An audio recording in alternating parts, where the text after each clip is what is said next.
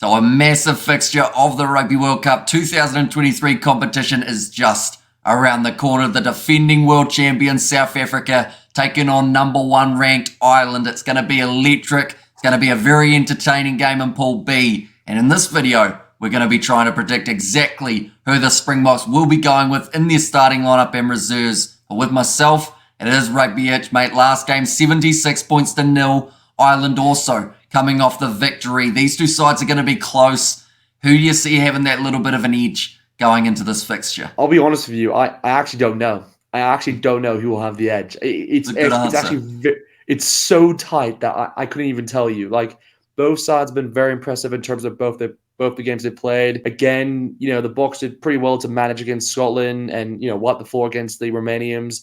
Same as the Irish, they wiped the floor against the Romanians as well as the Tongans. So I don't know what to think. It's going to be a great game overall. I don't even know if it's going to be like a close, like if it's going to be a low scoring game or a high scoring game. I couldn't even tell you that. So just really looking forward to this one. And yeah, as a Bok fan, I'm definitely nervous, but I'm also confident that we have the ability to do it. So we'll see what happens. I assume that confidence comes from that starting lineup and reserves that you have selected for this video. We will start with your front row. No Malcolm Marx is the big talking point for this Irish game and throughout the rest of this Rugby World Cup. Player being brought in for him, Handré Pollard. Not quite a swap for swap kind of scenario with the positioning, but Dion Fourie and Maka van Staden also covering. So who have you got as your front row for this matchup? Yeah, so in terms of my front row, again, I've only had to make one swap to what I normally do with that Malcolm Marx injury, of course, but I have gone with the likes of Stephen Kitsoff at #1. I've gone with Bongin on me to start at #2, and I have gone with Frans Malherbe at #3. So again, that's the tight end trustee for the meantime, obviously with Malcolm Marx out officially, and I think that's probably the best kind of front row that the Boks have at the moment. So that's my starting front row. I guess it is that big question mark of whether or not they would put Dion Fourie into the starting lineup. We did see him coming off the bench in the game up against the Romanians. It would be a big call, but for myself, that is not what I've done. I've gone with Stephen Kitsoff #1, Bongi Mbonambi #2, and then #3 I've stuck with Frans Malherbe. But now moving on to the locking duo. Now we do know about the Eben Etzebeth injury, but I believe by this game he is supposed to be 100%. So I've gone with Eben Etzebeth at #4. I felt Jean Klein in that game up against the Romanians. At times he was good, but at other times just seemed a little bit shaky. So I've gone with Eben Etzebeth, the enforcer, at #4. And then #5, a man who was brilliant in the line-out turnovers. Gone with Franco Mostert to be that other lock. Yeah, nice, solid. Yeah, exact same as you. Gone with Eben Smith as well as Franco Mostert. Again, there's obviously the decision with RJ Stamen as well.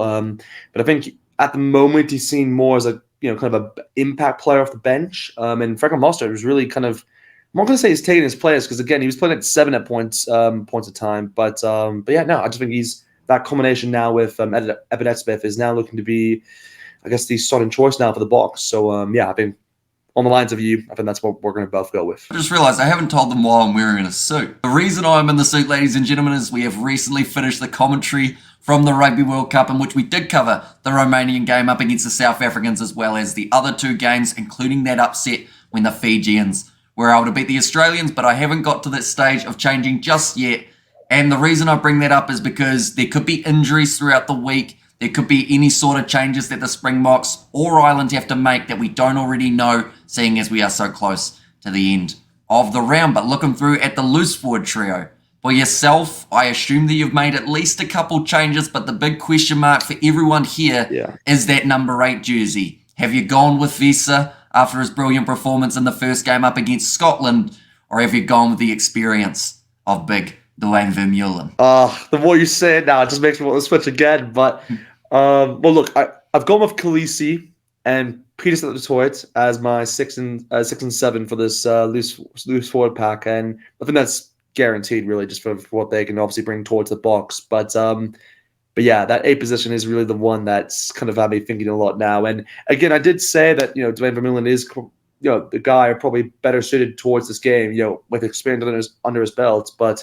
Jasper Wiese, he really did impress me in that Scotland game. So it has been kind of going back and forth, really, in terms of who deserves this. Well, just who should starting this one. Look, I've gone with it. I actually have gone with Jasper Wiese to start this one, and it's a big call. I know it is a very big call because originally I was saying Dwayne Vermeulen, but I don't know, just I guess seeing him live, in that stadium at Marseille just kind of changed my opinion slightly. And yeah, he brought his A game in that one, and I think he can bring his A game in this one. So yeah, that's the reason why I've gone with Jasper Wiese to start at the number 8. Just like yourself, I have made changes in that loose forward trio. Number 6, I have gone back to the captain, Sia Khaleesi. Of course, not playing in that game up against the Romanians. Number 7, Peter Steptotoy. We know that he can offer a lot, not just in terms of those breakdowns, but also in the line-out. Number 8, it was that question mark, Jasper Wiese or Dwayne Vermeulen.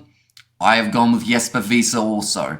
Reason behind that, okay. Dwayne Vermeulen, he played in the last game, and I feel like the trend that they've got at the moment is to play one guy in the starting lineup, one guy off the bench. We didn't see a huge amount of Jasper Wiese in that last game up against the Romanians. So because of that, I am saying... Rested. Yeah, Jasper Wiese was supposed to be number 19. He didn't get to come onto the field. He was actually on the bench and they didn't use him for that last game, I now see. He was number 19. There you go. He wasn't even used.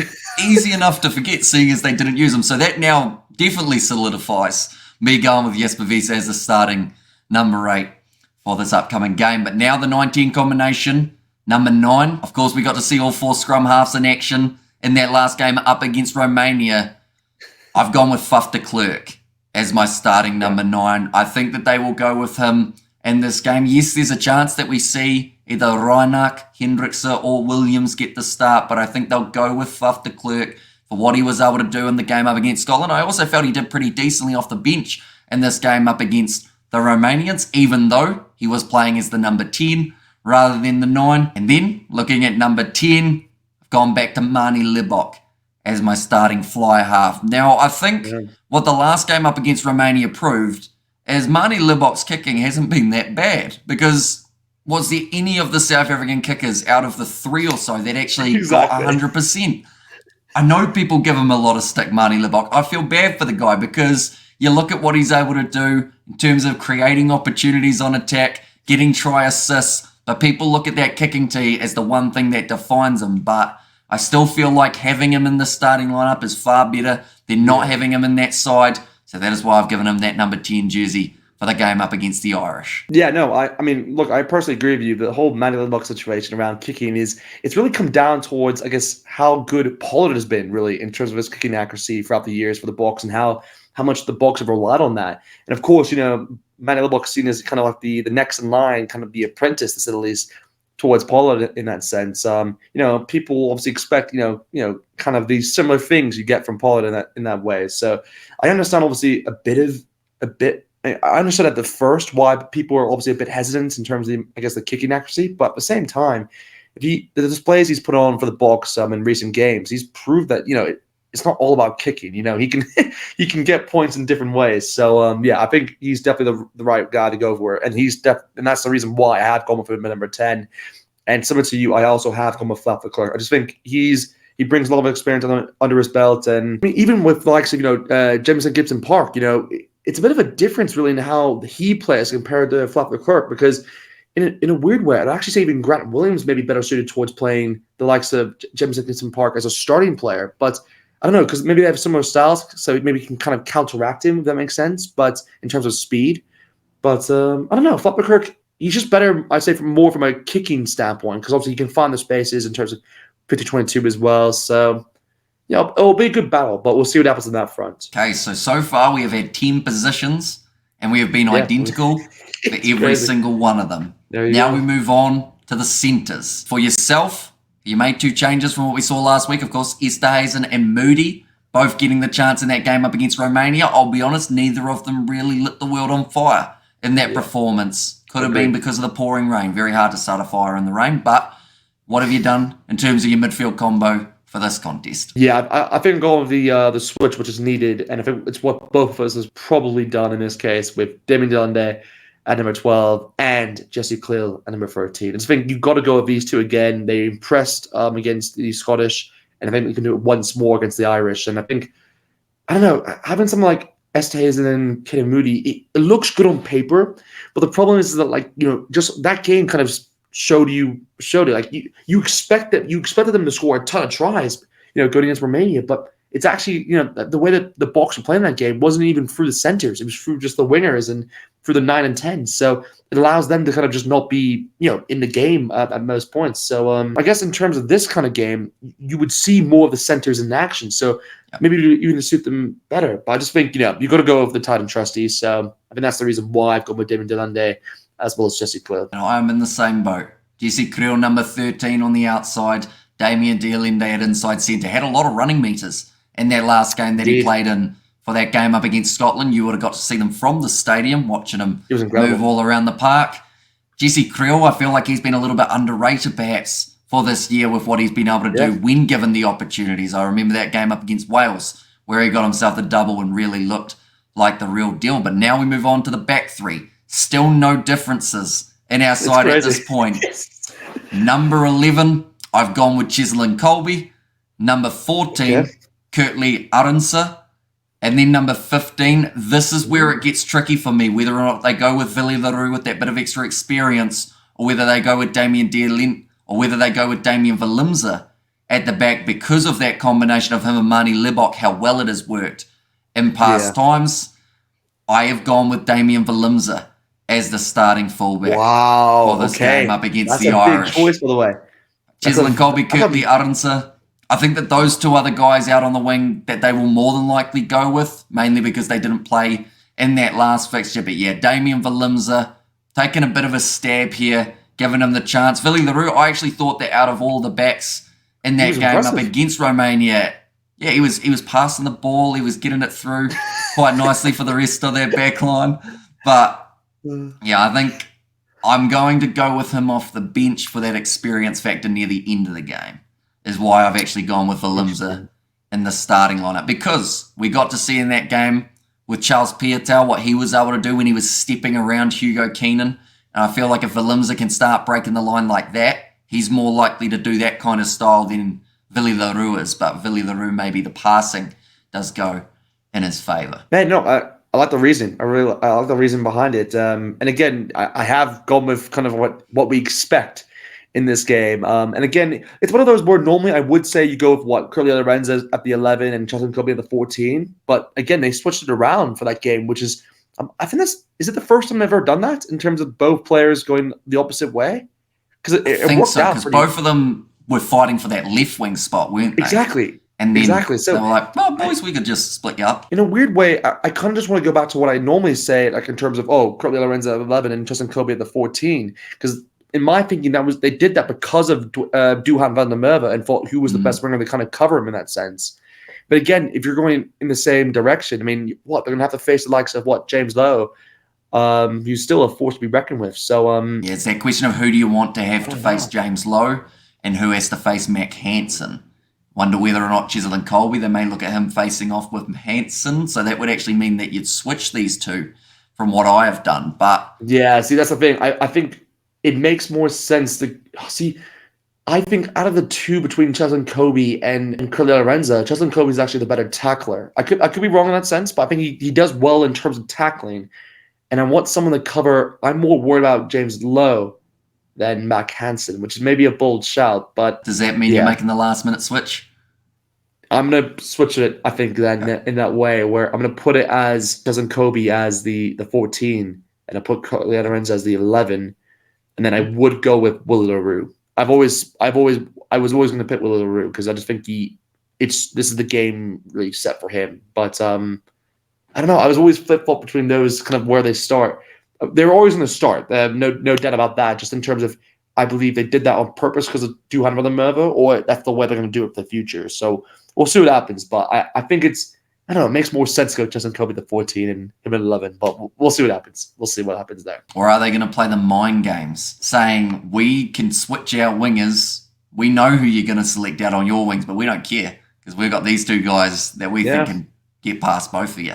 So I mean, they can switch any time of the game, really. So it's not like a huge thing. So yeah, we'll see if it pays off or not. Just a number, isn't it? Of course, the number on the back, not the age of the players. Now, off the bench, have you gone with the 5-3 split or have you gone with the 6-2 in this game? Well, I've actually gone with an 8-0 split. No. I've gone with a 6-2. I've gone with a 6-2. Okay. I personally have gone with a 5-3. Ooh, big call. Okay. Okay. So, we will start with the front row replacements. Who have you got for yourself in that front row? Yeah, so in terms of my my front row here, I've gone with the likes of DN Foy, of course, as the kind of backup hooker in that sense. Following that, I have gone with the likes of Oxen Che as the backup loose head. And then for the tight head, I have gone with the likes of Trevor Inikande. So yeah, that's my backup front row. Righty, and I am identical. Dion Fori at number 16, 17 Oxnechet, number 18 Trevor Nakanya. Now, like I mentioned, we have just finished this weekend of rugby, and Vincent Koch was taken out of the lineup late due to an injury. So at this point, we don't know if he's going to be match fit for that next weekend game. So I think we'll both took that precaution to have him out of the side just in case he isn't going to be match fit. For myself, I've got 2 more positions remaining in terms of those forwards. Number 19, RG Sneyman. He has been absolutely phenomenal off the bench for the Springboks, finding those offloads and also breaking the line with ease. And then number 20, a man who played the full 80 minutes in the last matchup due to the lack of substitution of Jesper Wiese. It is Dwayne Vermeulen as my last forward replacement. I mean, of course, because I've gone with a 6-2 split here. I have an extra forward to choose from this in this sense. But yeah, I have gone with the likes of RJ Stimmen as well as my locking replacements. But I have actually gone with Quagga Smith here as kind of the extra loose forward to go with. And similar to you, I have also gone with Dwayne Vermeulen. So I don't know. I think Quagga Smith just has that energy, energy factor which is needed coming off the bench. So I think he will be very suited towards this game. So yeah, looking forward to what he can bring. Alrighty, and that now leaves you with 2 positions. Leaves myself with 3. So your back replacements. Question mark is, have you gone with 2 halfbacks, or have you got someone else in that back line as a replacement here? Yeah, look, unfortunately, I haven't gone with the 2 halfbacks here. I can't think of the next time I'll even do that. But we'll see. You don't know. Maybe I'd go with a 4. But no, in this case, I have actually gone with Kobasonic. It was really, for me, it was really between him and Grant Williams. I was never really considering Jaden Hendrickse. That may be a bit odd, but I just don't think he's had enough game time. And I think when you go into these big matches, I want someone who's been kind of in that, just has had minutes under his belt recently. And I think he's just, I don't know, he just wasn't cutting it for me. I think, Kobasonic and Grant Williams, I thought were the more impressive scrum outs throughout the game compared to him. So between them two, I went with Kobasonic. And in terms of my number 23, that's where I've gone with Damian Williams to come off the bench and kind of give that X factor this at least. Righty, so for myself, number 21, I have gone with Grant Williams. I felt he had a decent second half out on the wing, but it seemed to be in that first half, the ball just wasn't quite getting to him enough, so he wasn't able to prove too much out there on the wing. I think he had it twice, if I'm not wrong, throughout that first 40 minutes. So. Number 22, this is where I've gone with a bit of a risk here, and I don't even know if this is allowed to happen. But 22 for me, Andre Pollard. They have just added him into the side. Oh. Yeah, I don't know if he's available for selection. I know that he is joining up with the squad on Monday, probably announcing the team on about the Tuesday, but he did play a game of club rugby for a side. Yep. So that's the Tigers sale. Yeah, I saw. I decided to go with Andre Pollard there, and the option that you've got of having him off the bench. The thing is, with him being in the squad, he needs game time. Because if you are going to look to add him as that fly half, getting towards these quarterfinal, semi-final matchups, he needs to have had more than 40 or so minutes. So I'm thinking play him off the bench in this game, start him in the game up against Tonga, test to see if he's match fit. But the risk that you've got is if you start him up against Tonga and he doesn't play well, then you've left Marnie Libok out of the side when you could have used him in the quarters. I feel like it's the almost worst possible time for Pollard to come into the team because of it being so close to those playoff games. It's certainly going to be a question mark for the Springboks. And then number 23, similar to yourself in terms of the switch that we've got, I've gone with Billy LaRue as my 23 to close out the Springboks side. But it is going to be a very entertaining game. Springboks versus Ireland. Someone out of those two sides will be finishing number 1 in Pool B. The other, very good chance of finishing in second. But we do thank you all very much for tuning in. Do let us know who you guys think the Springbok selectors will go with in the comments down below. Also, check out Rugbyitch alongside the Rugby Recap, our podcast. Both links will be in the description down below. Thank you all very much for tuning in. If you did enjoy, be sure to leave a like and subscribe to the channel, and I will see you all for the next one.